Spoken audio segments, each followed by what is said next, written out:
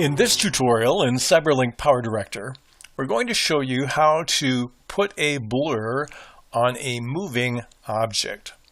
I have a clip in track number 1 where we find something similar to something you see in Hollywood. I have a video of a car coming towards me. And oftentimes what you'll find is when the license plate gets close enough that you can begin to make out what it is, they blur it out. How do we do that? Well, I'm going to move my frames back and we'll start our blur just on this side of this black post. Then with the track or the clip highlighted, I have to highlight it and then click on Tools, and I'll use Motion Tracker. So this will track the motion.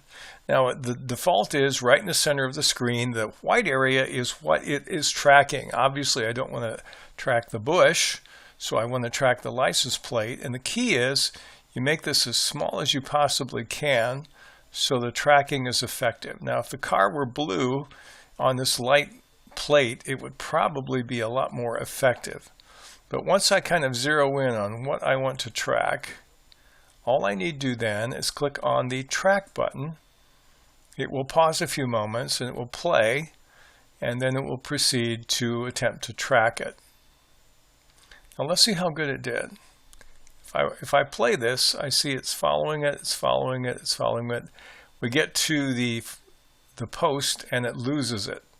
And this is an issue because if you have an object where that gets in between the camera and the object you're tracking, it can very easily lose what you have. So what I'm going to do is let it track about to there, and I have a mark in and a mark out. Well, my mark in is right. I want to shorten my mark out, and this is the location we're at right now in our clip. So I'll click this and it will simply mark it out there. But now I need to go ahead and mess with my blur. So I'll click on the FX, my effects, and then from that effects button I'll choose blur, and the blur is the blue area, and it doesn't have to be the same size as the tracking area. In fact, in this case I want it to be a little bit bigger, so I'll make it at least that big, and then I will click on the slider and increase the degree of the blur, and I'll even do adjust effect size with tracked object. So the closer it gets, the bigger it gets. So if I go back here and run this again, we'll just preview it here. There I have my blur, and it ends at the post. Now what I want to do now is I need to add an additional one, so I'm going to move back in my frame to about here. I'll click Add a Tracker. We'll do the same procedure again on this side, and take it and put it on the plate. Then I'll click my track button.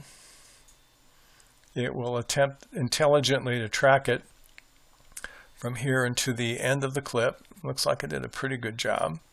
And now what I'm going to do is go ahead and with this highlighted, we'll use the effect again. We'll click on our blur once more.